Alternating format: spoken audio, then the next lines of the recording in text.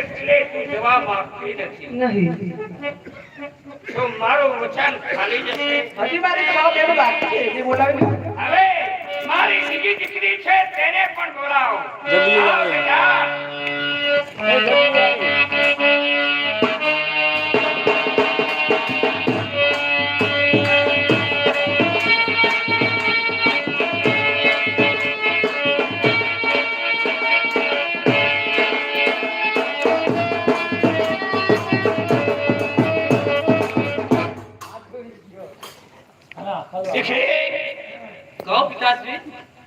જ્યારે મુમરિયા ચારણને મેં વચન આપ્યું છે કારણ કે એક દીકરીએ તો ના પાડી છે, હવે તને બોલાવી છે એટલે મુમરિયા ચારણને ત્યાં તારે અવતાર ધારણ કરવાનો છે.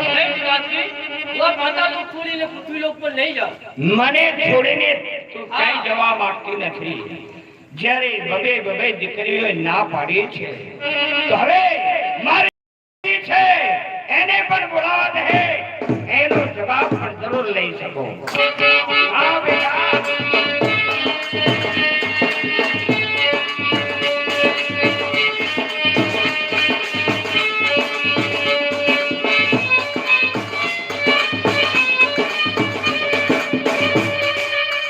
પિતાજી શા માટે મને બોલાવી છે? તને બોલાવાનું કારણ એ મુમરિયા ચારણને મેં વચન આપ્યું છે એટલે અવતાર તારે ધારણ કરવાનો છે. પિતાજી હું પાતાળ છોડી અને મૃત્યુ લોકમાં જવા માટે હું તૈયાર નથી. જ્યારે મારી 700 દીકરીઓએ ના પાડી છે શું મારું વચન ખાલી જશે? નહીં. એક મારી નાની દીકરી એને બોલાવો અને એનો જવાબ જરૂરના માટે લો. હા બેટા મારી વાલી દીકરી.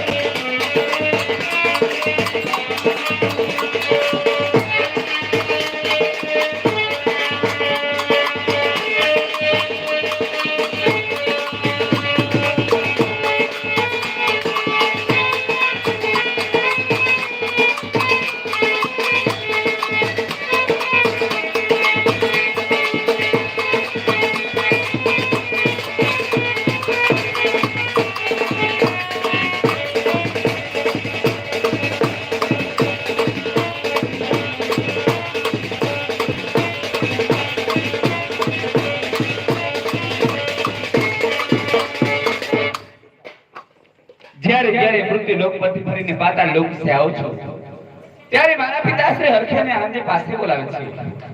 પોતાના ખોળાની અંદર બેસાડી લાડ લડાવે છે. પણ આજે એમનો મુખ દાસ દેખાય છે. તો લાવ આનું કારણ પિતાશ્રીને પૂછી રહ્યો. પિતાશ્રીને મારા પ્રણામ. આ મારી વાલી દીકરી. પિતાશ્રી મૃત્યુ લોકમાંથી ફરીને પાતાળ લોક સે આવો છો ત્યારે હરખેને અમને પાસે બોલાવો છો. આજે તમારો મુખ ઉદાસ છે એનું કારણ? મારી વાલી દીકરી. હા પિતાશ્રી. હા